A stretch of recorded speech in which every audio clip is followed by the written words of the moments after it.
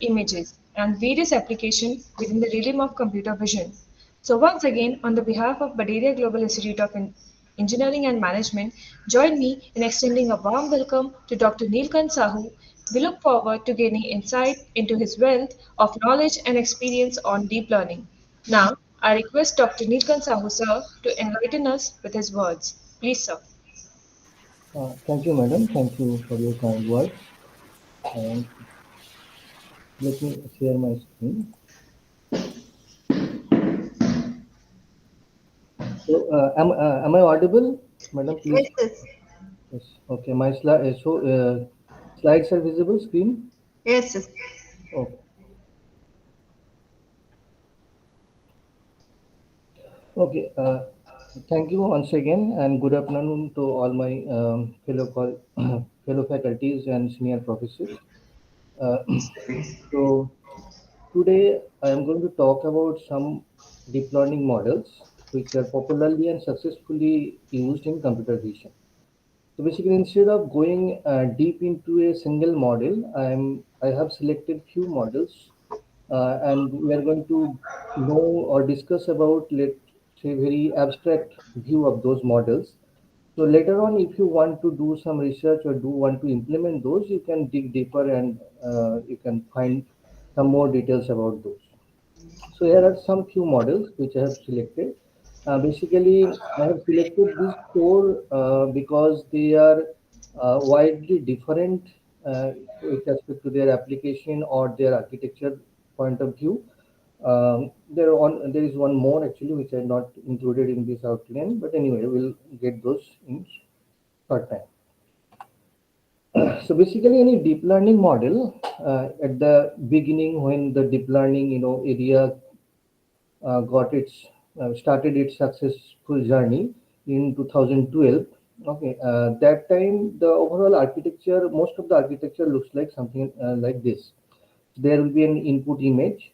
There will be a backbone network. Let's say whether it's a CNN or any ANN or any other network, then that network will be responsible for extraction of features, and then those features will be passed to a classifier if it is classification, because initially the deep learning architectures started with only classification problem only, and it will generate output which will tell us whether, let's say for this example, if we are classifying cat and dog, so it will give us probability, that with how much probability the model says that it's a cat, or how much probability it says that it's a dog. So that is the overall architecture in the initial stage of the deep learning architectures. Okay, so basically, what happens in this kind of architecture, always the output size is fixed. Okay, let's say here I have shown 2 cross 1 output here, or the output vector is a 2 cross 1 vector, uh, because I am trying to classify two objects only. If we have 100 classes, okay, 100 different objects we are trying to classify, then it will be 100 cross 1, which will give us the probability, corresponding probability of individual classes. But when we talk about object detection, what happens that the output size actually depends on the number of objects present in an object, in an image. Okay, so let's say if we have a single object in that particular image, then the output will be corresponding to that object only. If we have two objects, if we have 100 objects, then the corresponding output will change. The output length or output vector size will change. Now, as we know that the any deep learning architecture actually always will produce a same length output. Okay, we cannot vary that output, so that is a problem. If we want two objects to be detected, how can I say generate output for two objects, and then in the next instant I might be required to generate output for 100 objects. So that is a problem. So earlier solution, basically what they did, they moved a sliding window. Okay, so I will first consider this location of that image, and uh, collect the features from this location and pass it to classifier. So what happens? The classifier will tell, okay, there is an object present, and this bounding box, or this window will be the location of that object. So basically, object detection is does two jobs. One is called localization, that is, it will give us the location of the object. Also, the classification, that is, what particular object we have detected. Okay, so when this particular features corresponding to this window pass to the classifier, it will tell us that okay, this is either a human being or a car or it's a dog, cat, any of these objects, and this location of the window will be the localization, and this window will be moved over all over the images and corresponding results will be generated. Okay, so that was the initial idea for object detection. Before you can say before or after deep learning based approaches also some of them use this. Okay, now then because this particular approach is very slow, because I have to do classification for all these different places of hundreds of or thousands of places, so it was kind of a very slow process. Then came the second category of approaches called region proposal based approaches. So in those approaches, what they did, first a crude approximation of regions. Okay, these are the regions where we have high probability of present, object being present. Let's say a particular shallow network will generate 300 region proposal. That means 300 regions with certain probability, with certain higher probability that these regions can contain some objects. In the later stage, some fine tuning will be done where we'll again do the classification and actually find whether there is an object present or not, and final result will be generated. So this RPN, RCNN, or fast RCNN, faster RCNN, or these different models actually came into scenario, which follows this two-stage process. First one is the region proposal generation, and then the fine-tuning or filtering of those region proposals. Okay, but again, these systems also may be faster than the sliding window-based approach, but it's not fast enough, or it's not applicable for real-time object detection systems. Then came this paper which I am going to, or this particular approach which I am going to discuss, called EOLO, popularly known as EOLO. A full form is you only look once. If you have or worked on some object detection algorithm, then you must have heard about this.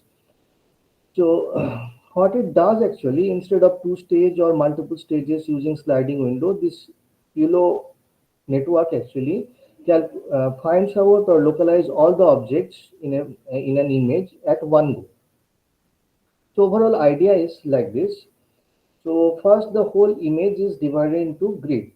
Okay, let's say S cross S grid. I am dividing the whole image into, and the input or the label also will be modified accordingly.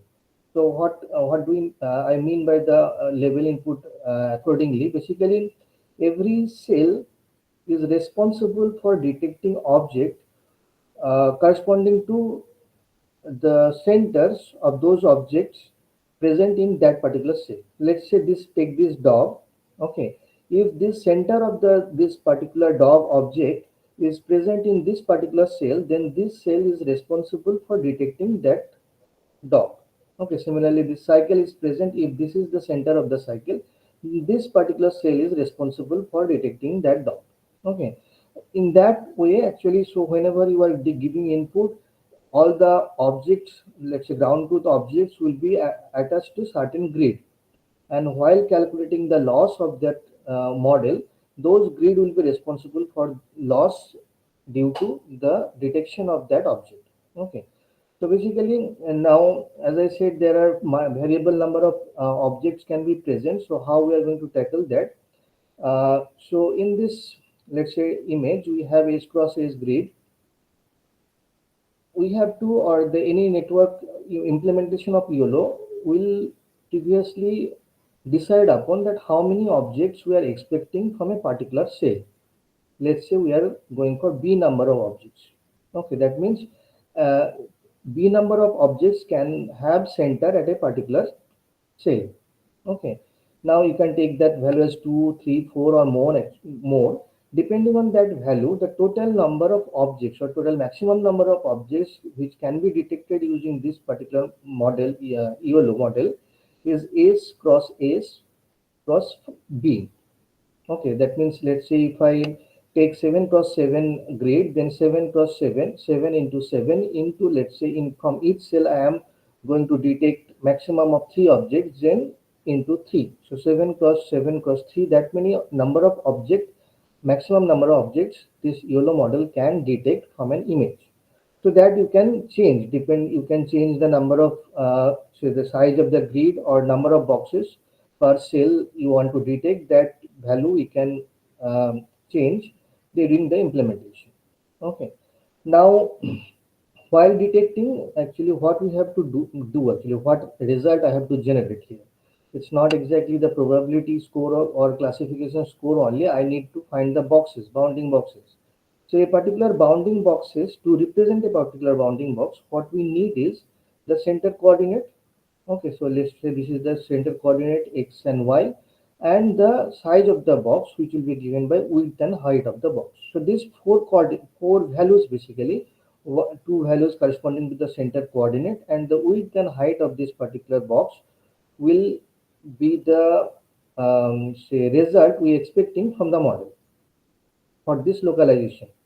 So four values for the localization, then another value will be needed for the confidence. So that how much, with how much confidence we are telling that there is an object present. Okay, so that is the fifth value for each boxes I am going to, or this model is going to calculate. So for each box in each cell, we are going to find these five values. Four corresponding to the bounding box, one for the confidence. Then also we need to find the class levels or class probabilities. So instead of finding class probabilities in each boxes, they, in this particular model, they have found class levels for each cell. Okay, each cell will generate only one, say, vector for the classes. Let's say this, we have 10 classes, then C will be 10 cross 1 vector basically. So that will be the total output size of a particular YOLO model. So again, where we are going for a fixed output only, where we are expecting that we can have at most S cross B, that many objects, and correspondingly we are generating output. But of course, we may have a very less number of objects than this huge number basically. Let's say we have only one object. Okay, so what we'll do with the rest of the outputs? So basically what will happen in those cases, this confidence score will be very less. So whenever we have a confidence score which is very less than or less than a particular threshold, we are going to discard those outputs. So we'll be always generating this many size of output, but at the end, depending on the confidence score of a bounding box or a core of a box, we are going to discard those outputs. So that doesn't matter whether we have one object or two objects, it will generate at the end after the filtering process or dropping the outputs, we'll be having that many objects only. Okay, so this approach basically is much faster than its predecessors. It's almost 7x period of process, and it gives very almost real time result. So it was, I think, 45 frames per second or so. It gives this result. Now, before actually for any network, we need to know the loss function, how we are going to train that particular network. That is important. Now, the network architecture itself, I haven't kept here actually for this discussion, because this backbone network can be anything. Even this group of people have tried with many different network architecture. You can go for their backbone network. It can be any CNN network with multiple layer of CNN. At the end, you can have this some detection head and so on, but it can change, and the normal convolutional layers with and there's, let's say, max pooling layer, batch normalization, all those or ReLU, all these layers you can concatenate one after another or stack one after another and generate a model, and then as per your, let's say, strength of the GPU or your machine, you can generate a backbone network. And then for for training that particular model, we need these three losses, or the YOLO has used these three losses. One is called classification loss. So whenever you make, or the model make a mistakes in classifying an object, that will generate a classification loss. Localization loss. So localization, let's say we have a ground truth value of a bounding box, which is again x, y, w, h. and the model generated another value x dash y dash and w dash h dash. If they are not exactly overlapping, then we'll be getting a loss, which is again a L2 loss, or you can say equilibrium distance between these two boxes. So x minus x dash whole square plus y minus y dash whole square, so and so. That will be the localization loss. And then confidence loss, if we are there is no object in a particular cell, then and but the model is generating certain confidence that okay, uh, there is an object, if the model is saying, then that will generate a loss, or the vice versa also. If there is an object but the model is telling that there is no object, or the confidence is very low, then that will also contribute to the loss. So these three losses will be added together and backpropagated using gradient descent to train the model.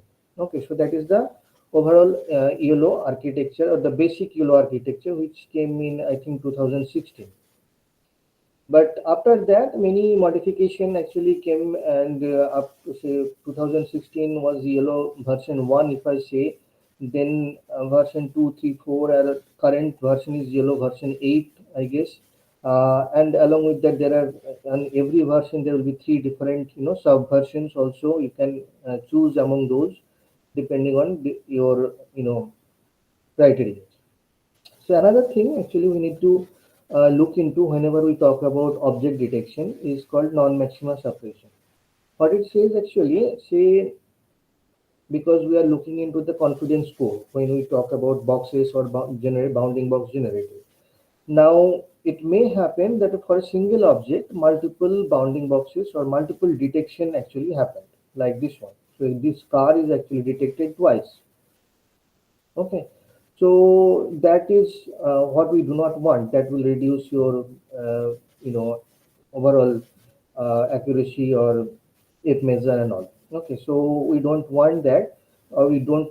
We want to remove these duplicate bounding boxes. So how we can do that? One simple solution can be that use a threshold. Whenever a particular bounding box has greater than confidence greater than certain threshold, then we are going to keep it. If it is less than certain threshold, then we are going to discard those. Let's say in this particular example, if we choose a threshold of zero point 0.7, okay. So if it is the confidence score is greater than zero point 0.7, I'm going to keep it. So in this case, this box will be retained and this box will be dropped. Similarly, here this box corresponding to the confidence score zero point 0.9 will be remained and the other two will be dropped. But that has some drawbacks actually. So what happens? We have an object here present which is very far from the position of the camera, or let's say the object is partially occluded by some other object. Okay, now the YOLO model is able to detect that object even with this restriction. That is, let's say the object is partially visible, or the illumination is not proper, or it's very small and because it's very far, but still our model is able to detect, but with low confidence. Let's say the confidence is zero point 0.6 or zero point 0.5. But if we use this thresholding approach for removal of duplicate this bounding boxes, so that will not pass that threshold, because I have already selected zero point 0.7 as the threshold. But this box, this certain object which is might be present and detected by our system with confidence zero point 0.5 or zero point 0.6, so that will be discarded. So basically we will be reducing the capability of our model by this process, this particular thresholding process. So a better approach can be is we can use the a particular metric called IOU, intersection over union. So basically intersection over union is the ratio between the intersection of two bounding boxes. Let's say these two bounding boxes if I take, so this is the area which is intersection, that is overlapping divided by the total area covered by these two different bounding boxes. So this area basically, that is intersection divided by union, intersection over union, IOU. That is a popular or important parameter used in object detection. So whenever the IOU of two particular rectangular boxes or two detected boxes which are greater than certain threshold, then I can draw the box with lower confidence score. So in among these two, this is the box which is having lower confidence. So I'm going to drop it. And similarly here I'm going to drop this one and this one because they are overlapping with this one. Also they have less confidence score. Now if I have an object here with zero point 0.6 confidence score, then I am able to keep it because there is no other overlapping rectangular boxes there in that region. Or if it is there, that must be another low confidence boxes. Okay, so I'll be able to keep bounding boxes corresponding to all objects, and also I'll be able to remove the duplicate detection. There might be some scenarios like this, okay, where we have two objects and the bounding boxes, because the model sometimes actually predict the actual, although this is not visible, but model will detect the whole window. Okay, it will not give a box like this because the model has already seen so many horses. It knows that the horse should look like this and horse should take the size of this particular boxes. So it will generate such boxes. Okay. Now in those cases, if we do not select this box, so if this particular horse will not be detected. Okay. So that's why whenever we are going for IOU based say approach for non-maxima suppression or removal of duplicate detection, we need to fix a threshold actually, that okay, the IOU should be greater than certain value, then only I'm going to drop it. Not all the bounding box which is having a small amount of overlapping, that also I'm going to drop. That should not be the case. Okay, so usually zero point 0.5 or zero point 0.4 as overlapping. If 50%, that is this intersection over union is zero point 0.5, then or say more, then this duplicate boxes will be, or overlapping boxes will be deleted. Otherwise, they will be kept as different object. Okay, so that is another aspect we have to take into consideration. So that is the overall idea about YOLO. As I said, I haven't talked about the backbone architecture. This is, you can use any CNN, normal CNN architecture. They, in their uh, paper, they have presented certain architecture and they have changed it in many times in many different version of it. Okay. So over the years, there are many changes happened to this base architecture. That in for the first edition of this YOLO, actually you can say they did not use batch normalization. So later they included that. Change in backbone network, as I was saying, that backbone network can be changed as per your requirement. So initial, I think they have used 22 CNN, 22 or 24 CNN layers. Then they moved to .NET 53, which has 53 CNN layers. Okay, but nowadays for every version, let's say from YOLO version 5 or later versions, they actually simultaneously publish three different versions or subversions actually. So one will be for very shallow network, then another will be of medium network, another will be very large network. So let's say if you are going for some application which is for mobile devices, then if you use a very deep network, then that means that it will require too many parameters to train and too many parameters to be stored in the mobile.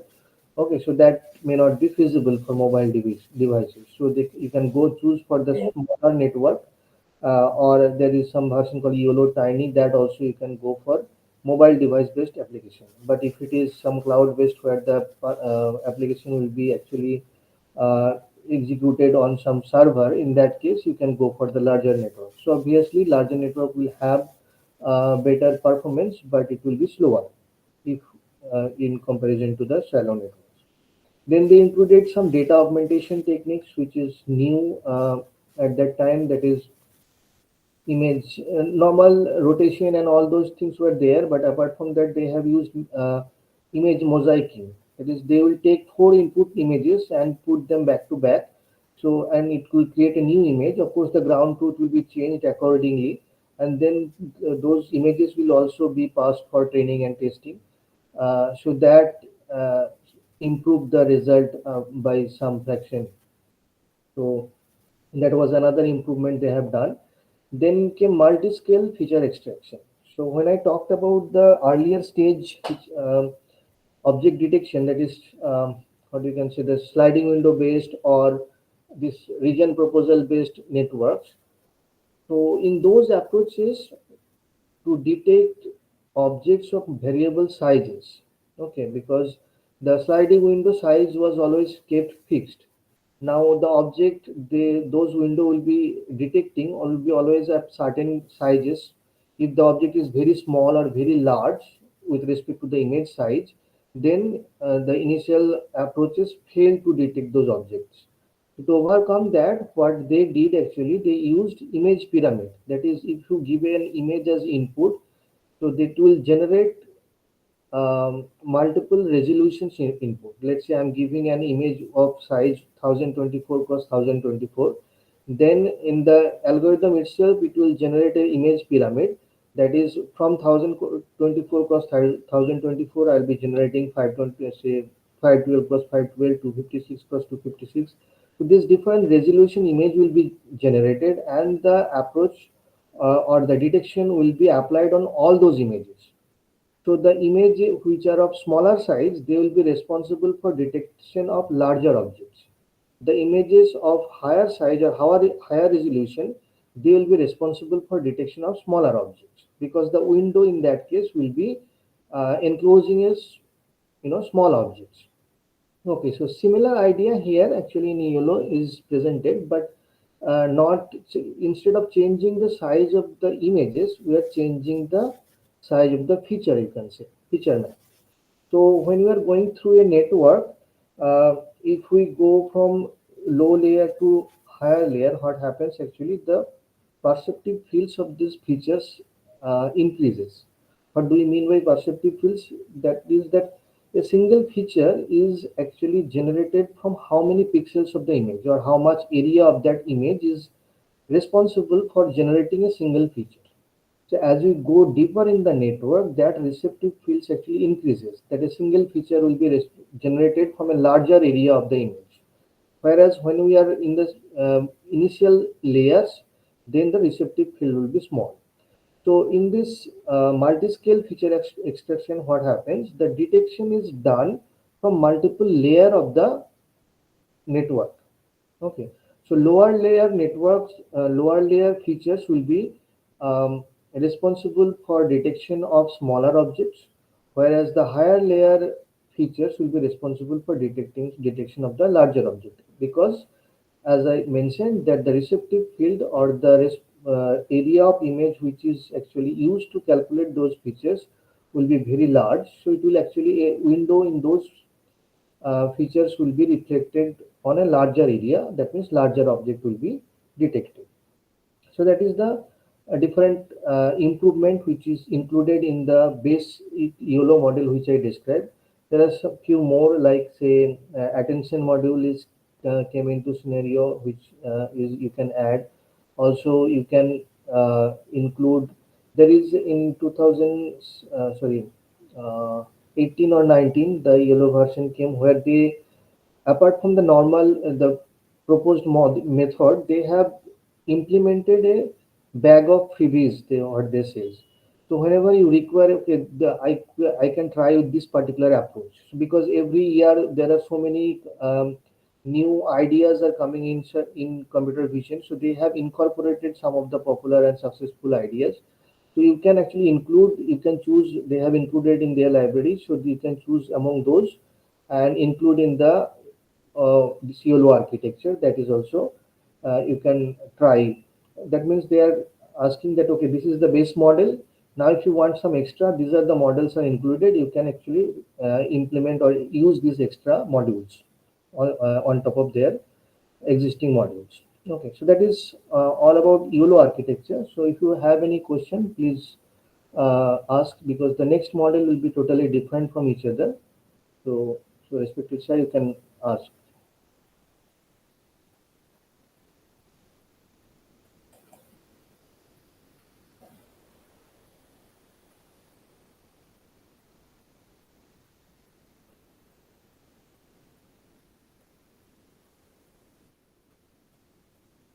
Okay, so we can take discuss at the end also.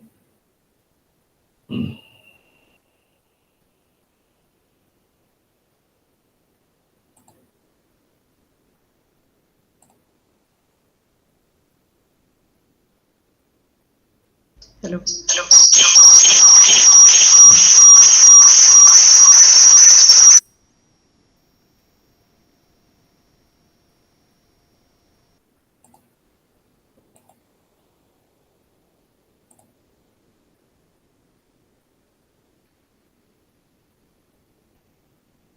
Okay. Hello. Okay.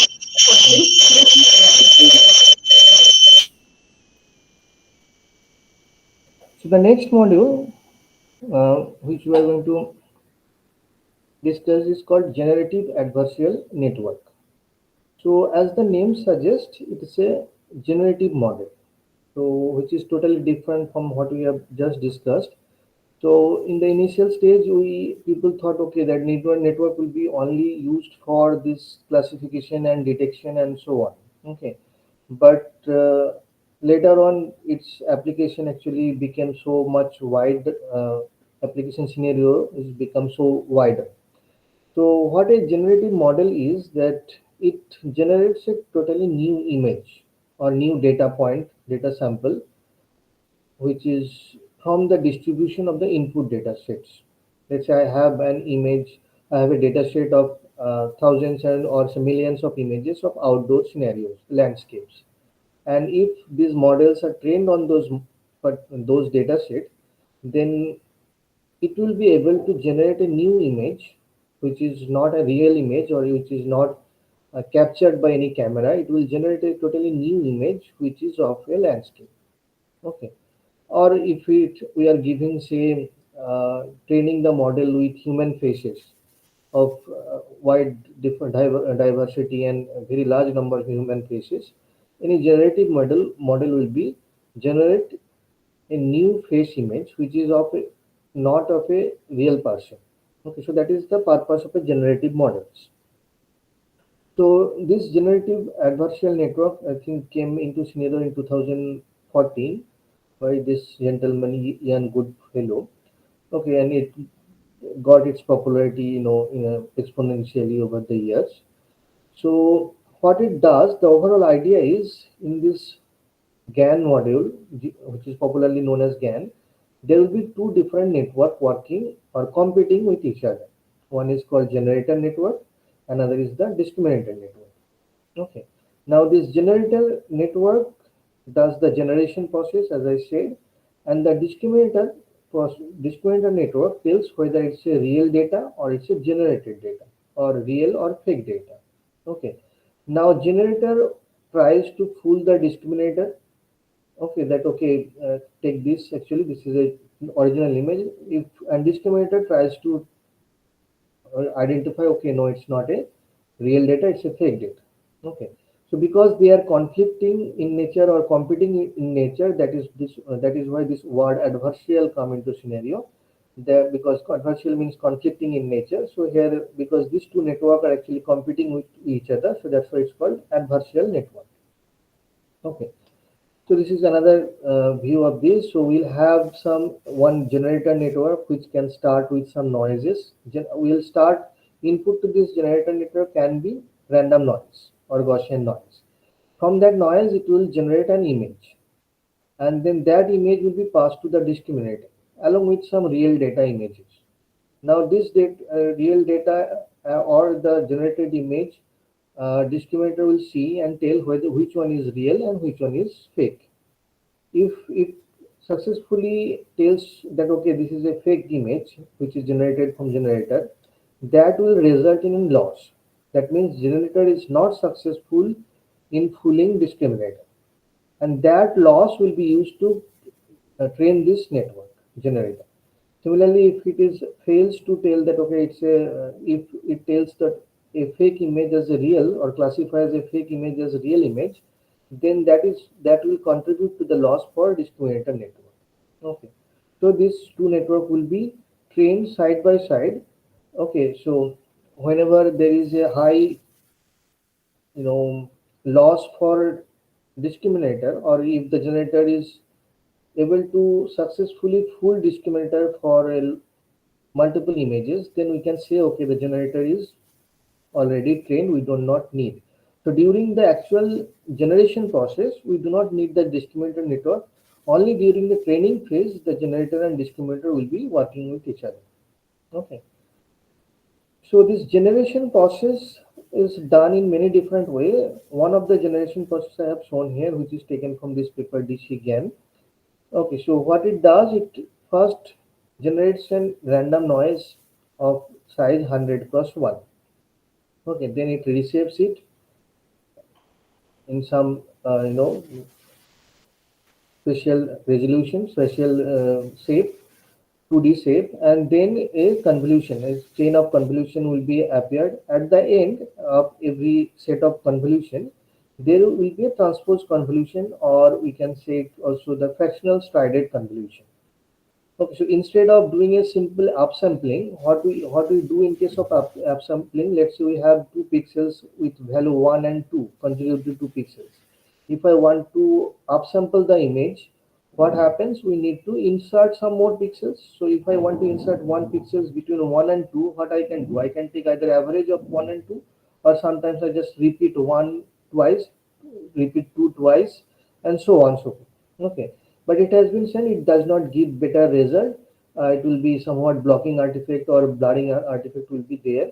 So instead, and that is always fixed.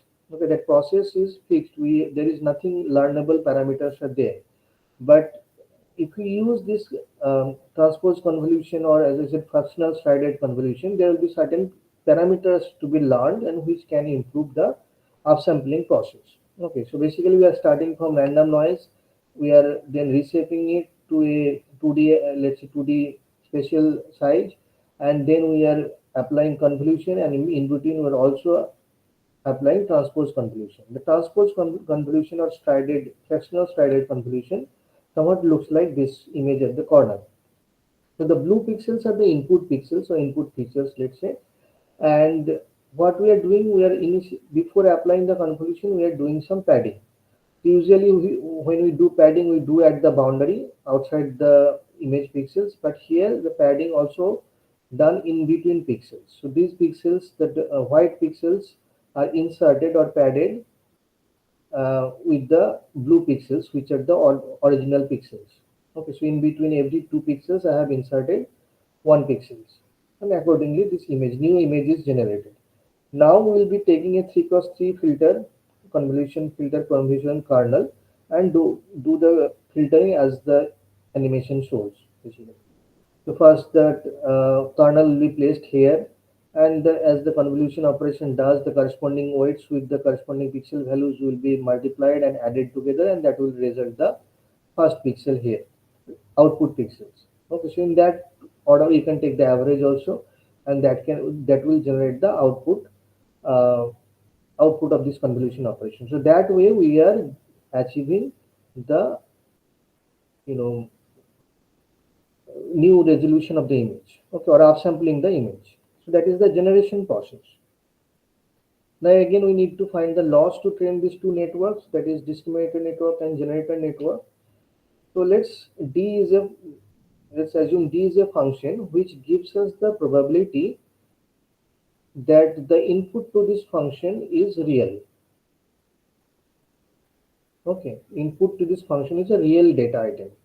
So let's say if X is a real image, D D is the discriminator. Let's say discriminator output should be high, because as I said, discriminator, it says that with higher probability that X is a real image. Whereas if the input to the D is a generated image, let's say Z is some random noise, G is the generated network, so G of Zeta is the generated image, and that is passed to the discriminator. Now this value should be less. That means discriminator should be, with respect to discriminator, I am saying, for discriminator this value should be less because it's a false image. Less value means it's a less real image. Okay, so it should be less.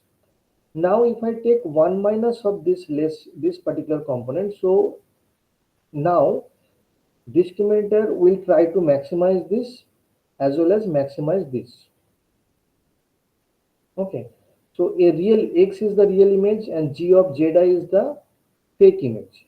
for X, this component needs to be maximized for discriminator, and this component should be minimized. If this is minimized, that means 1 minus this should be maximized. Okay, so that is what discriminator does, or this is the loss function for discriminator, which tries to maximize this whole, because we always take the log likelihood or log of loss. So that's this log term is added. So log of these two probabilities will be maximized by the discriminator, whereas the opposite thing will be done by the generator.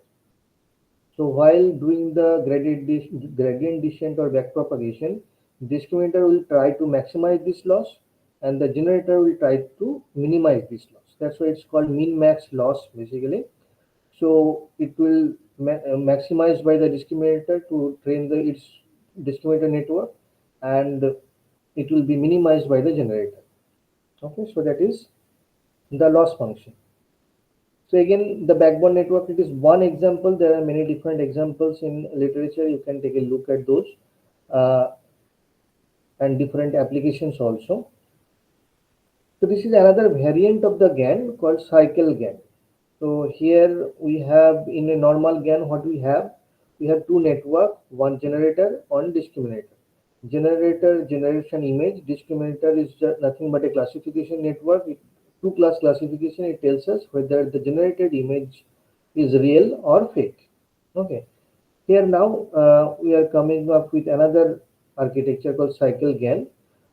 So in cycle GAN, we have two GAN basically, two generative adversarial network. Okay, let's say G is one generator and F is one generator, and DX and DY are two different discriminator. So what it does, let's say X is an input image, G tries to convert X into Y. We'll see an example how, what kind of application is used to. So X is an input image, G, a generator network will try to convert X to look like Y, and discriminator will try that, okay, whether it's actually originally Y or it is a generated Y. Then F is another generator which will convert this Y back to X. And again, DX will try to tell whether it's a generated Y or it's the original, so generated X or original X. So here, as you can see, there will be all the previous two losses will be there, but also this generated loss, that is X minus X dash, that will also contribute to loss. Okay, so these losses will be used to backpropagate and train this F and G and D and DX and DY. Okay, so this is called an cycle GAN. As you can see from the diagram, it is working in a cycle. Uh, I can show some example like this, the application of cycle GAN. So here is an image where some zebras are there. It is called image to image synthesis basically. Given an image, I'm trying to generate another image which was somewhat looks like or the objects sizes will be or semantics will be there, but the style will be different somewhat. Okay, so this is image of zebra and it is trying to convert it to image of two horses. Similarly, this is an image of winter. From the same image, I am trying to convert it to look like an image of spring or rainy season. Okay, so this is image to image synthesis using cycle GAN is another variant of the GAN, which is interesting. Okay, so that is, as I was saying, X to horse to zebra and zebra to horse. So normal losses will be there as before, but also X minus the original horse minus the generated horse, that loss will be also taken into consideration. So there are some different applications to generate examples of image data sets. Sometimes we do not have enough data for a particular application. So from the less amount of data, we can generate some new data for the later purposes or later applications. Okay. Photographs of artificial human faces, realistic photograph, generate some realistic photographs as well. Image to image translation, as I showed, text to image translation, I will show some example later. Super resolution, face aging, photo in painting. Let's say if you have captured some images, okay, but your image is actually blocked by certain object, okay, which you want to remove. Okay, a portion of the image actually in front someone else came and you want to remove that person. So this image inpainting actually helps in that. So you can just need to select those areas which you want to remove, and that mask along with the your image, if you give an input, then the model will try to fill those gaps. Basically the person will be removed and it will be filled with realistic pixels actually. Okay, so that it will look like, okay, that there was no one present and the image will be uh, as good. Okay. So these are some applications of generative adversarial network. So this is another example which is for super resolution using GAN, SR GAN. So this is the original image, and this is an image generated from a low resolution of this image. Okay, that is, this is a 4x super resolution. That means, let's see, if I have a resolution of x, I am trying to generate an image of 4x. Okay, so 256, if I cross 256 resolution I have, so I am generating an image of 1024 plus 1024. This is the result of a earlier method without any deep learning called bicubic interpolation. So as you can see, it's a very blurred image. When we applied bicubic interpolation, this is result of GAN, which is much clearer image and sharp image basically, and this is the original image. Of course, it is not as good as the original image. As you can see from this area, also this eye area, there are some artifacts are there, but this is, you can say, respectively older paper. From the newer paper actually generates some better quality of these images, and this example I have already explained. Okay, so this is two different examples. There are many more other examples for applications for GAN, as I mentioned earlier. So that is all about GAN network, generative adversarial network, which generates um new images, which is can be totally new, irrespective of any other input, which generates from noise, simple noise only. Another can be this kind of application where image to image translation. Given an image, we are trying to modify that image into a different look or different object.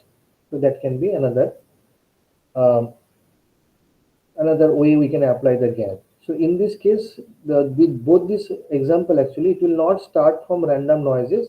It will, in this case, it will start from low resolution image. The input to the system will be low resolution image, and output will be high resolution image. In this case, this will be the input to the system, and this will be the output to the output of the system. And the DC GAN actually started from random noise, and then it generated image of some new faces or new objects. Any question regarding GAN, please? Okay. So if not, we go to the next model called diffusion model, which is kind of much recent than the other two. Diffusion model is another generative model, but still I am discussing it because the architecture wise or concept wise is totally different from the other generative models, okay, which is very interesting in nature. So again, in generative models, as I said, we are trying to generate some new samples. So basically what happens, given an input data set, let's say 1,000 images of any particular data category, we try to learn the distribution of that particular data. Okay, in a say feature space, particular n-dimensional feature space, we are trying to find out that how this distribution should be. Uh, that is what the generative models tries to learn. Now, from a random noise, we try to gradually move towards that distribution. Random noise means it's a Gaussian random noise. It's a, within a Gaussian distribution. From that, we are trying to move to this given or expected distribution using the generative process. Okay. So this diffusion model works in two phases. One called forward diffusion, and there is reverse diffusion. So what it does in forward diffusion, given an input data, it will gradually add noise to that image. Gradually add Gaussian noise to this image. So this is the original image. Some noise is added, and again some amount of noise is added, and in iterative process, it will keep on adding noise until it becomes pure noise only. Okay. So in thousand or say if not thousand, hundred steps, we are going to add noise gradually until it becomes a pure noisy image. Now the task of the reverse diffusion is to, given a noisy image, we'll start from this back propagation. So we'll start from, let's say this is, and output we are expecting is this. We'll try to find the amount of noise as added, or try to predict this image from this previous image. Okay. And then when it is generated from this image to this image to this image, and so on and so forth. Okay. But again, because we are trying to generate from when, so that is the training phase. When it is trained, we'll start with any random noises and try to do the back this reverse diffusion process, and it is expected to generate similar image, but not from the datasheet. Okay. That is, it will generate a new image of the similar scenario. Let's see if it is dog image. So if we start with random noise, it will generate another dog image but with different properties. So while we are doing this in this so many stages, 100 stages or 1000 stages, so this example might give us some idea. So let's say this is the example or input signal, and we are gradually adding noise to this, and we have got this particular image. Now instead of adding noise gradually from in this manner, small amount of noise, if I directly add a very large amount of noise and from x0 I reach to x5. Now it is very difficult from to predict x0 from x5. As you can see, there is no structural similarity between these two signals. Okay, but whereas from this to this or this to this, it is there are quite similarities. So it is easy to predict in this manner. In a smaller step, smaller the step, better the result will be. But it will be almost impossible to generate an image of this or a signal, original signal, get the original signal from this to this. Okay, so that is why this process is done in multiple steps. uh, as I said, more than 100 steps it is done. So again, this is the similar image. So from what we are doing in the forward process, we are going, let's say x0 is the input image, x0 to xt or z, and then the reverse process we are going back to x0. So in the forward process, our goal is to find x2 given x1. Okay, so this is that. Q of xt given xt minus 1, that is the distribution of xt given xt minus 1. So xt minus 1 is known, we are trying to find xt, and this forward process is actually deterministic process. There is no learning happening during the forward process. The noise addition, we already know the Gaussian function will Gaussian parameters, so that is the standard deviation and mu will be input, and that will generate a noise, and that will be added. Okay, so there is no learning in that particular forward process. Only learning or say deep learning happening is actually the backward or the reverse diffusion process. So if forward diffusion is given by this particular notation, that is qxt, when xt minus 1 is given, which is deterministic, as I said. Xt minus 1 we have already got, xt we are trying to generate using adding the noise. But the opposite of it, that is q of xt minus 1 given xt, that is when we are going backward, that is unknown to us. The amount of noise added at that stage we do not know during the testing phase. So that is what we are trying to achieve in this reverse diffusion process. The calculation of loss was kind of this as mathematically shown that this particular uh, process is actually not possible. If we go for, we can apply the simple Bayesian rule and find out this value from this value, but that only cannot we cannot calculate that, but that integration is not possible to calculate. Okay, so they found a lower bound of that using KL divergence, so I'm not going to those mathematical details. Okay, so basically ultimately what we have to do, we have to find out at every stages how much noise is there, and then we can remove the noise, or alternatively we can just try to predict the previous stage of the image and then get the error. So this is one variant of the loss function, but as I said, it is the derivation to reach to this particular equation was quite lengthy, so I'm just skipping that. Uh, Anyway, so alpha t and sigma t is the noise parameter. X is the xt minus 1 at a particular t minus 1, which is already, sorry, xt basically. And this is the generated xt. Okay, it is original xt, this is a generated xt. We are getting the squared error, and that is the loss function used in one of the variant of this diffusion model. Okay, and that is used to backpropagate and do the reverse process. Actually, in reality, what is the model? I only talked about the concept, how it does. Okay, in reality, in one of the implementation of this diffusion model, they have used this unit architecture. You might already know about the unit architecture. When it is popularly used for segmentation or medical image segmentation, this particular architecture. So whenever you have the input image and output image of similar resolution, same resolution, then actually this kind of network encoder decoder kind of approach is popularly used. So here also they have used this same approach, because again the input size and the output size is fixed. Okay, the same resolution, we are not going for any downsampling or anything. Okay, so a noisy image will be input to this system, and a lesser noisy will be image will be output to the system, and then this image will be given as input in the next stage. Again, this image will be given as next input in the next stage, and in successively this unit will be applied many times to get the our original image back. So that is the training phase. Once it is trained, we'll start with any random noises and apply this unit multiple times.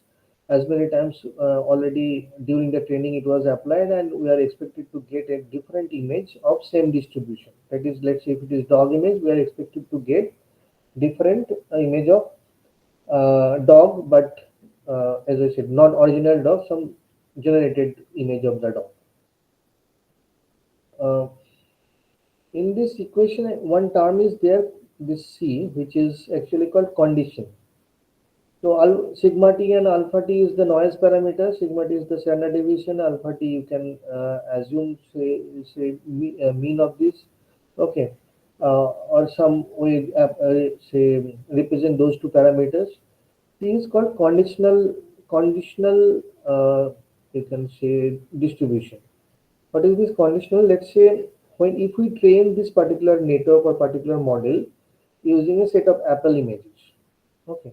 Now if you start with random noise, it will always generate an apple only. But if you want to generate an image of, let's say, an orange, so in that case you need to put some conditional condition while doing the backpropagation. So basically in backpropagation we do change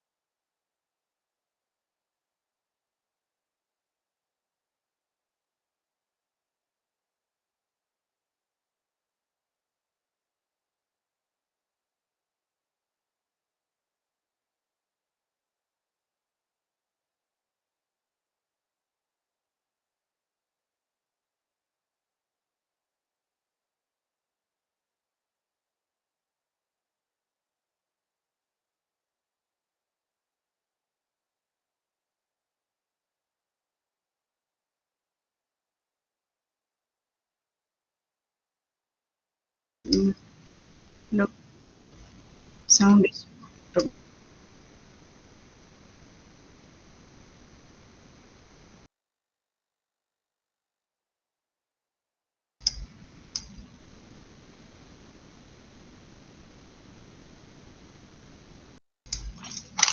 Hello, mic open. Hello, hello. So I think your mic is off. No, really good. Okay. How long it is off actually? Hello, can you hear me now? Can hear you now. Okay, Hello, it's okay. It's okay now. can you? Is it audible now? Ah, now it's audible. Okay. Was it off for a long time? No, no, Okay, no. okay, Only okay, 5 minutes only. okay. Thank you. Mm. So anyway, so just a recap in case I was not audible. So where was it? So diffusion model is another generative model. It works in two processes: forward diffusion and reverse diffusion. And in forward diffusion is what we do is add noise in gradual manner, and this is not a learned process, it is a deterministic process. In the reverse diffusion we try to predict the previous version of the noisy image from a higher noisy image to lesser noisy image, we try to predict, and in multiple stages. And we have seen that actually mathematically we have seen it is proved that it is exactly not possible to find this distribution. So what is done, it's a approximation is used using KL divergence and many mathematical derivation. This is one variant of the loss functions. Many loss functions exist. Okay, and here C, which is called condition, which can be or guidance, which can be classifier guidance. Where let's say if I am trying to generate image of an orange, but the network is trained on um, apples, then we need to use this kind of guidance. Or let's say in the application of text to image translation, then also this C can be the text embeddings. Actually, in actual implementation, what they did actually, they used a unit architecture where the noisy image will be input and a lesser noisy will be image will be output, and it will be done in a multiple stages. So this image again in the next stage will be input, and like that it will continue. Okay, so some results I have shown. This is the result of a particular approach called DALI 2, TALLE, uh, second version. So it is a text to image translation using diffusion models. So this text is the input. What actually is done, any text given as input will be passed to a language model or large language model, that is the popularly known as LLMs, and they will generate a embedding, because these large language models are actually trained on a very billions of texts, text data, and they understand the language pretty, these models understand the language pretty well. That's why they are used in translation or generation or text, chatbot and all those kind of applications. So here, those text will be input to the first, it will be passed to the LLMs, it will generate some embedding, and those embeddings will be used as a condition to the reverse diffusion process. And as you can see, the outputs are very astonishing. Although the representation is unrealistic, that is a astronaut riding a horse on the moon, but the image as a quality, image quality, it is very much realistic. Another way, another kind of application is given an image along with a text. So bird is given as input and this text is input, a bird spreading wings. So this bird will be converted to this. This will be the output image. So I forgot which particular algorithm I have taken this in outputs from. This is some output generated by one of my students. So only four images, face images or body images, will be given as input, given to train the network or fine tune the network. Then a text will be given. So these are the images that network fine-tuned with, and then this wearing a white dinner jacket by some company and so, some brand, and so this with smile on a face, and this is the output generated. Okay, so as you can see, it's a very astonishing and very good result. Of course, there are some problem in this project where the tie is not in. There is a problem. This is another example of same person. So this in this case, it is much more perfect than the previous one. Okay, so and they have tried with many people and also some dog pictures along with some dresses. So only they have trained on this kind of text where we are trying to uh, dress the people with a virtual dresses basically. So virtual fitting. You can take a look. Okay, you can mention okay red t-shirt and take a look that how you look and in a particular dress before purchasing something. So something like that they have tried, and the results are again astonishing. So that is all about diffusion models, which is respectively very new in this. I think last 3-4 years, it is about 4-5 years people are working. Along with the large language models, they are giving a very good results.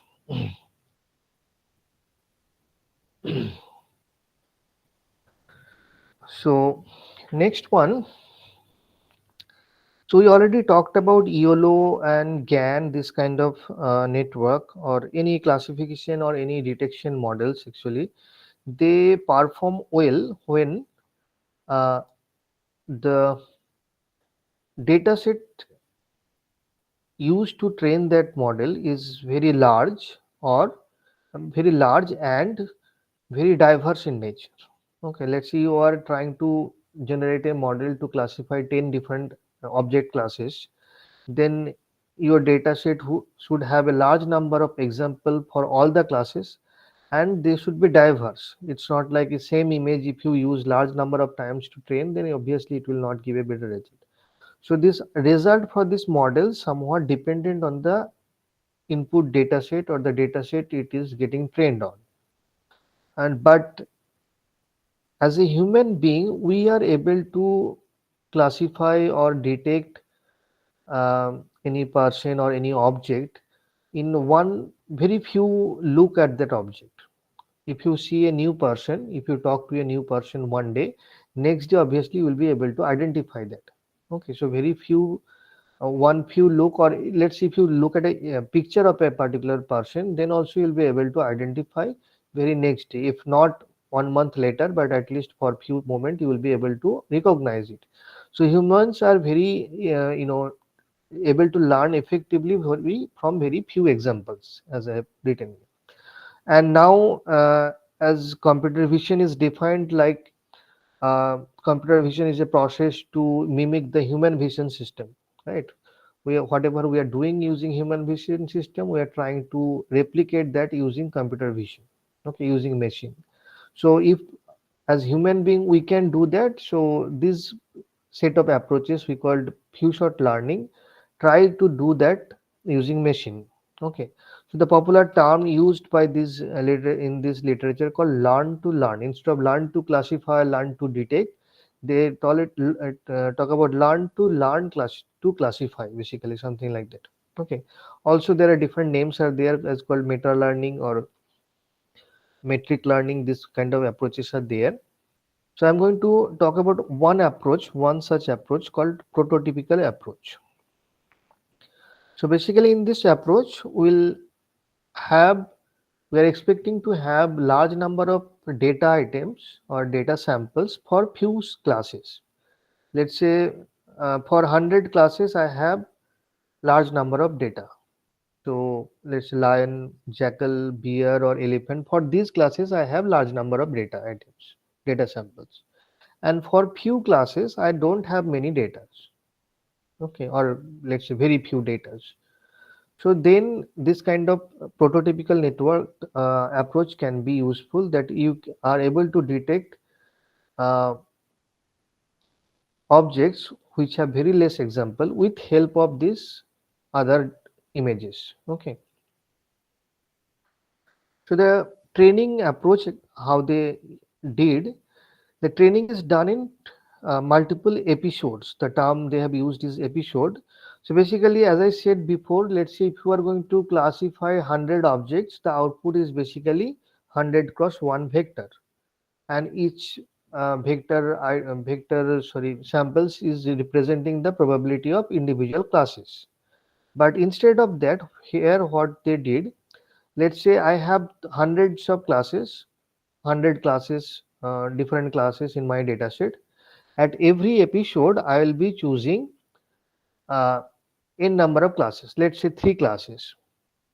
Okay, so in this case, these three classes are lions, dog, and elephant.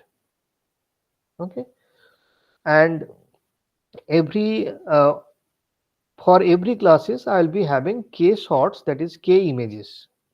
So in class k sorts, that is also known as NOA k sort uh, prototypical approach. That means instead of taking all the data at a time, I am taking three classes and two objects or two images per classes. This 3 and 2 I'm just taking for example. It can be any other number, 5 and 4 or something like that. So in this particular example, I have taken three classes. One class is lion, one class is dog, and one class is elephant, and two images per classes I have taken. So this is called support set. Okay, and I will pass these models or pass these images to the network, and it will generate a prototype of individual classes. So this prototypical approach has similarity, you can say, with the k-means clustering, also nearest neighbor algorithm, also somewhat transfer learning idea. So all these things actually comes into scenario here.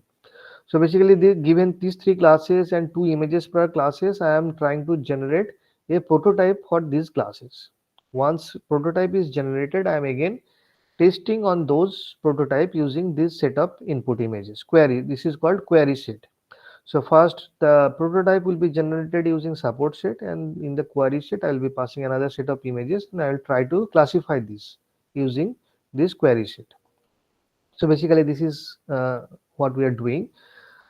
Basically, when I pass an image to a network, the output will be a feature vector. So let's say I have taken three classes C1, C2, C3, and five images per class as per this example, and five images will generate this five feature vector. Similarly, these five images for class 2 will be generating this five feature vector, and so on. At the end, when all the feature vectors are created, I will create a prototype for all these classes. Class C1 prototype will be average of this. Class C2's prototype will be average of these five features, and same for C3. Okay. Now, so as I said, it is somewhat similar to k-means algorithm. If you know, in k-means also we do that, we take the features and find the center of that cluster using that mean operation. So same thing we are doing here. We are calling it is a prototype. Okay. Now, once these prototypes are generated, this query set I will pass again. It will generate a feature vector. So let's say this is the x1 image from the query set. This is the corresponding feature vector. Now I will find the distance from all these. So here the nearest neighbor thing is coming into scenario. Now whoever the closest, you know, cluster center or the prototype, that will be the class. Now let's say if it is actually belonging to the class C1. Okay. Now so but it will be classified as C2, so that will generate a loss. So basically all these distances will be calculated and it will be passed to softmax, and that will generate the loss when because we know that it belongs to C1, so that label will be used to generate the loss, and that loss will be back propagated after every episode. Okay, and that process will be done multiple times. That means this randomly I have selected three classes here. Next iteration, next episode, I will be choosing another three classes, another six images, and so on. It will be going on for multiple episodes and multiple epochs. Okay, so that way we'll train our data, and during testing I can give any input image. If we, let's say if you have a new class which the model have not seen so far, but you have too few classes of few examples of that, so you can just pass it through that using this support set. It will try to understand the uh, architecture of that or the feature of that, and it will remember that. So that is the idea. So basically, in this few shot learning, this is another way to look at it. They try to find out the similarity and dissimilarity, similarity between the same classes and the dissimilarity between two different classes. There is another network, popular network called Siamese network. If you can search it along, which is also kind of a future use this kind of idea. So input to the Siamese network actually is a triplet. That means it will you will have an anchor class, let's say cat. You'll be have a positive class, another cat, and you have a negative class, that is anything, any object apart from cat. Now this network will find the features and the similarity between. They will try to increase the similarity between the same class, and it will try to increase the dissimilarity between these two classes. Okay, so in that way they will train the network. It's called the Siamese network, and the loss they have used named as triplet loss because they're using three images as input to generate a single loss function. Anyway, so few shot learning can help us when we have uh, less data for certain classes. Okay, some examples or some situations you can understand. Sorry, I missed the application page, I guess. Okay. Anyway, so some scenario like let's say we are trying to detect some rare disease. Okay, we are trying to diagnose some rare disease.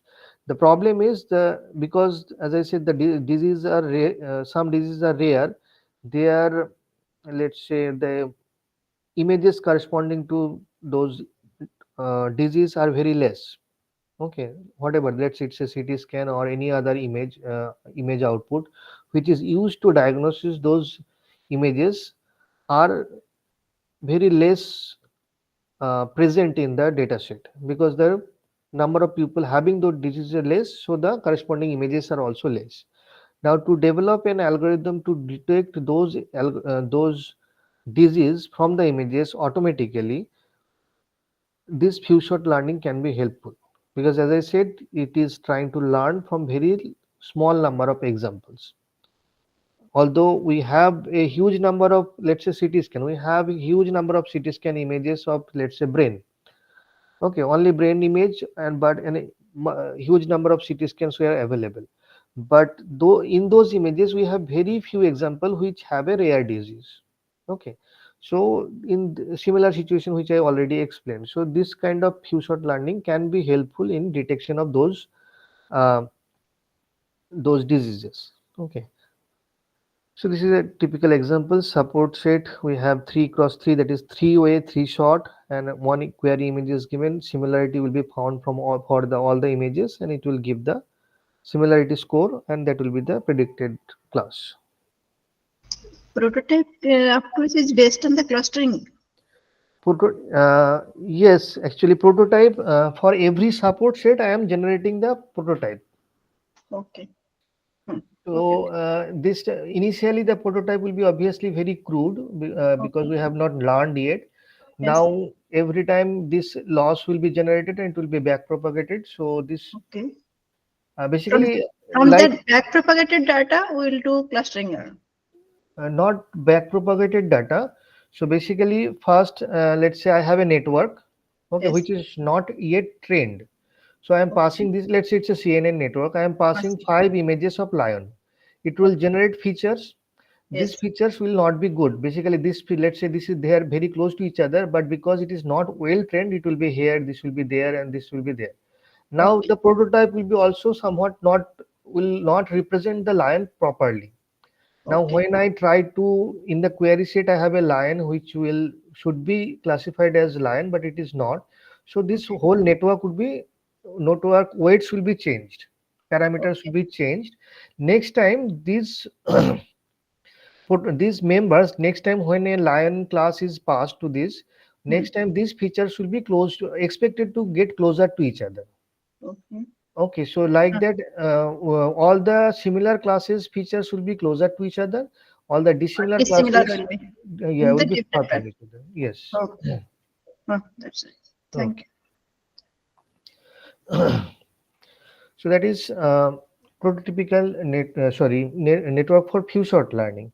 There are different variant like one shot learning. Also zero shot learning is there, but because sometimes let's say you have not seen any, not a single image of that class. Okay, few shot means that few images of that class is present and you are trying to learn. But if you have not seen any image of that class, then what to do? So basically, of course, if the machine does not know the name of the class, how it is going to recognize?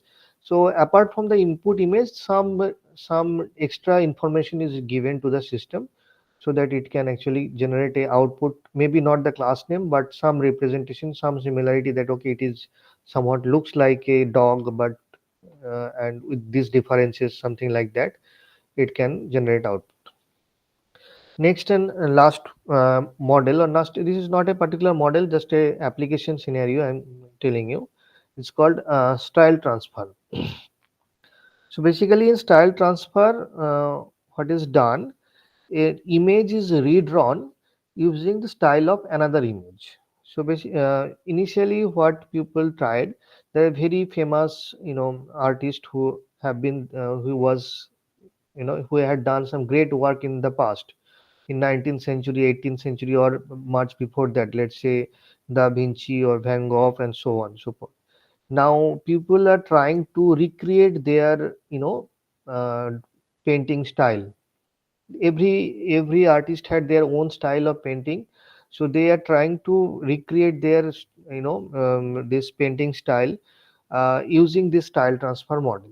Of course later on the application becomes somewhat more broad, but initially they started to capture the style of another artist and redraw an input image to this style. Okay, as I'm showing, so this is the input image, this is the style image, so I'm transferring this style to this image. It may not look good in this particular example, so it is just for some, edit purpose, some virtual reality gaming, this kind of application it might be needed.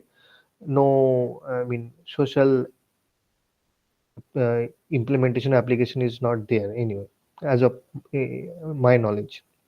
So the earlier approach, which tried this actually using VGG16 network. So if in case you do not know VGG16, it's a CNN network, popular CNN network with multiple CNN layers stacked together one after another with pooling and say ReLU activation layer and also and so forth. Okay, so in this particular approach, they have used this simple this VGG pretend VGG16 network only. Only thing, the difference what they did is they tried to capture the style and they tried to capture the content of the image. So capture content of the input image and style of the style image. Okay. So how do you mean by content and what style? Basically, let's say if there is a image of car. So the content is that car basically. Okay. Now the color of the car or the background or the way this picture looks like, all these are actually represents the style.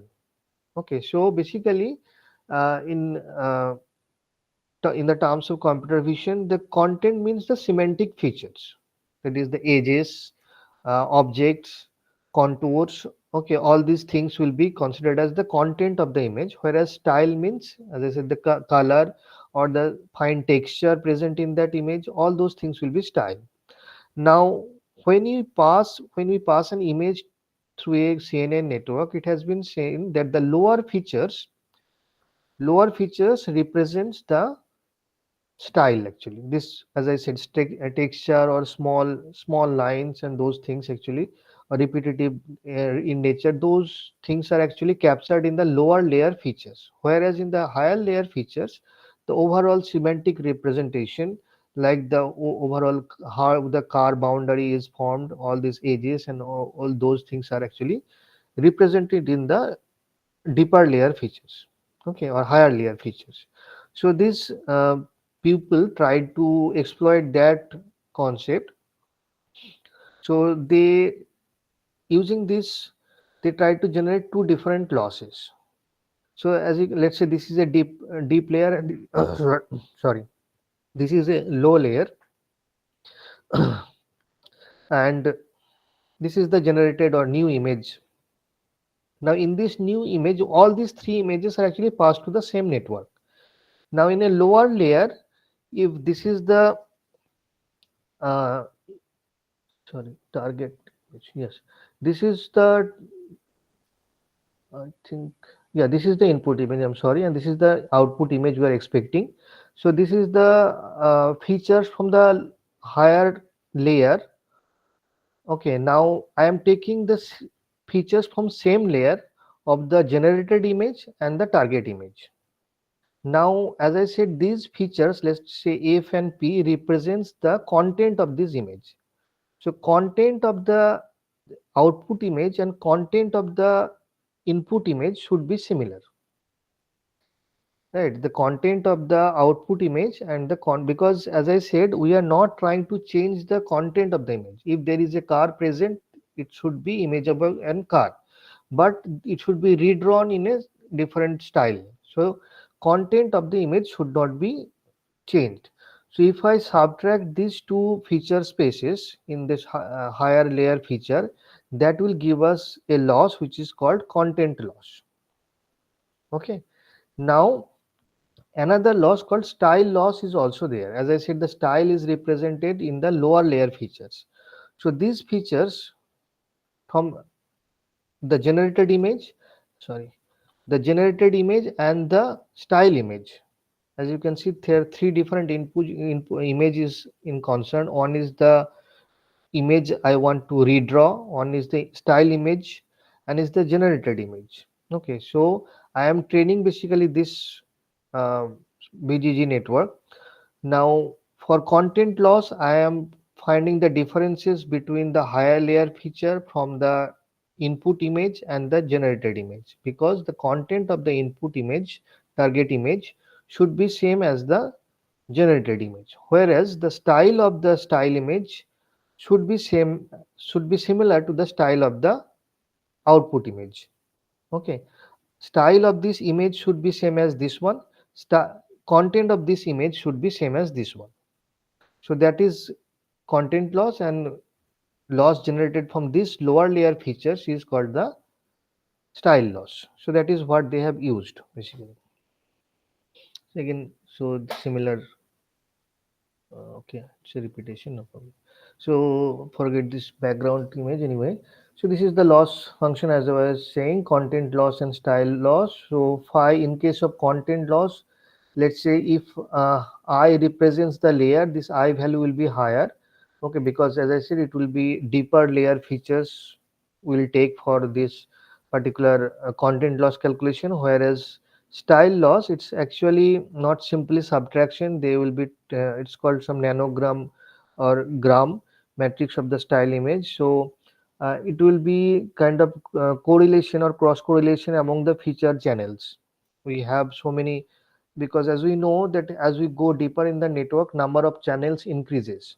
Okay, now if we have a let's say take a pixel or feature wise multiplication, so what will give, let's say one particular feature channel gives us the representation of a curve. Okay, another particular feature represents the particular feature which is straight line. Okay, in that manner, every feature channel actually represents different aspects of the image.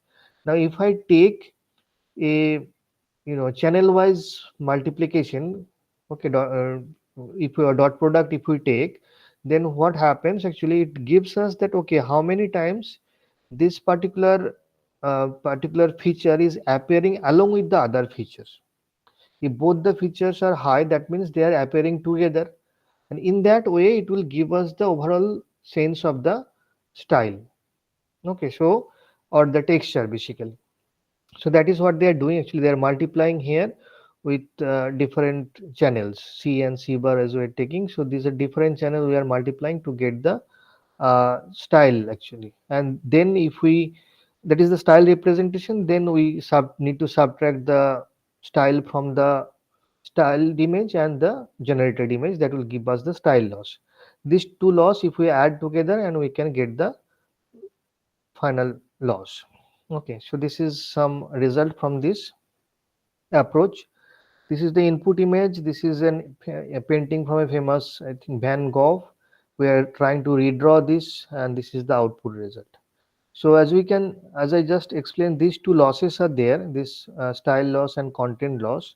You can have a weight actually, which one you want to give more priority, some weight. So when we are summing this together, adding this together, so alpha into IC plus beta into IS, and the depending on the value of alpha and beta, you can actually prioritize which loss to go for, or if you can change this value to get different output. Okay, that means sometimes you can give more focus on the content, that okay, content image or content should be clearly visible, style should be somewhat changed.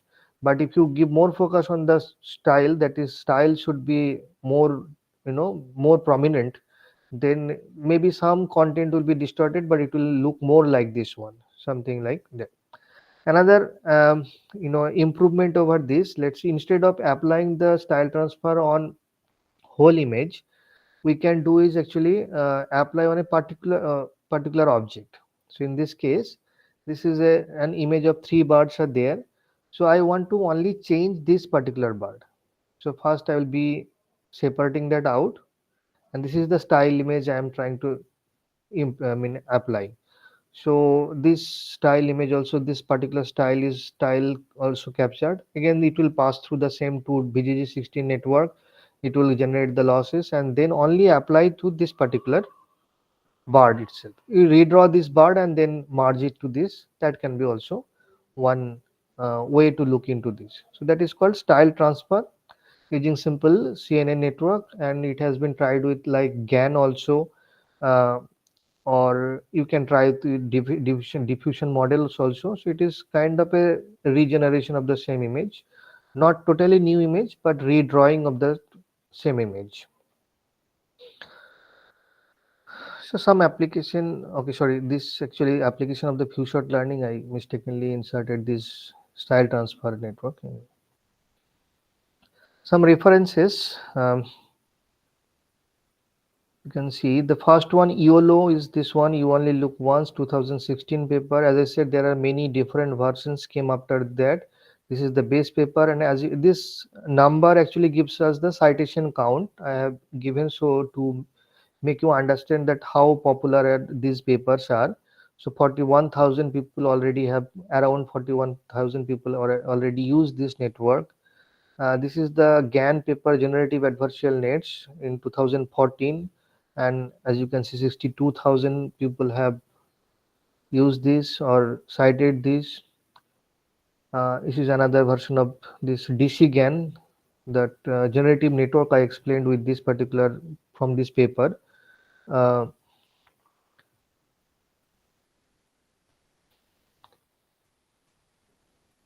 this is the super resolution using generative adversarial network. This is Dream Booth, is another recent paper which got some popularity. It is text to image translation.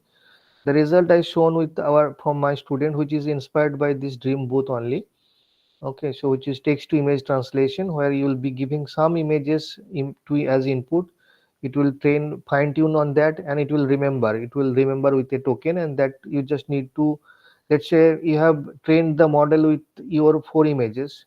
Next time you want to look, create a picture of yourself with different dressings. You don't need to pass your image again. You just need to remember what token you have created that time. Just token, or give it that name, let's say. So this person with this dress, you just need to mention, it will remember and it will give the result, corresponding results. This is image to image translation using cycle GAN. So these are some popular references in near future. As you can see, all these papers are published within 2014 to 2022. Okay, so that is the, as recent as it gets. So any questions so far? This is the end of the lecture, of course. Any questions now, please?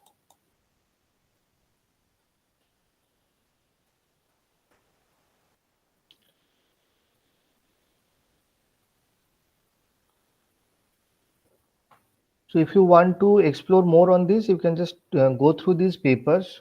Okay, whichever particular model is useful for your work, for detection or generation models are nowadays it is deep fake, or these things are coming into scenario which is creating problem. There is a this particular one website is there. It's called moonvalley.ai, I guess. Moonvalley.ai. You can take a look at that. They are actually, you can try it out, how this text to image or text to video works. So basically, there you just go to that website. You give a text input. Let's say a dog is jumping over the bench or something like that. It will create a video for you, a few second video, where whatever text you have given as input, corresponding to that text, a video will be generated. It may be very unrealistic video, or it may be your imaginative, something. Let's say Superman and Batman is fighting over the Mumbai city. It will try to generate something video, a few seconds video of that. So text to video is also happening, which is, you can say, extension of this text to image which I showed. I think there is no questions maybe. Okay, no No problem. one is asking any question. So we'll conclude this session. So first I would like to thank Dr. Nelkant for an enlightening and informative presentation on the right way to apply the deep learning on the area of computer vision. We appreciate having this mysterious area clarified. Also, I would like this talk will be, I think this talk will be very beneficial for the researcher working in the area of computer vision and all. So we really appreciate that. Once again, I would like to thank you for agreeing for the talk. We look forward you in future for similar type of events. Okay, Thank you. thank you once again. There is Yeah. some technical issue at the beginning for that. Okay, I couldn't understand. No, that's okay, no problem. Thank you for the invitation. It's very, uh, it's my pleasure to give whatever I can explain. Okay, It's very very. I hope it will help. I mean, I have did not go in the very details of the scheme. That might be boring for some, but some overview so that you can explore yourself later on. You are already some senior professors, or my fellow faculties are there, so hopeful we can work together. Okay, Yes. Thank you once again. thank you. Nice. So I'm leaving the meeting, madam. Yes. Now you can leave the meeting. Okay, thank you. Okay. Thank you.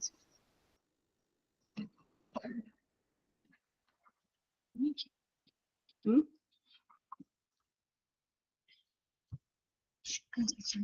Good.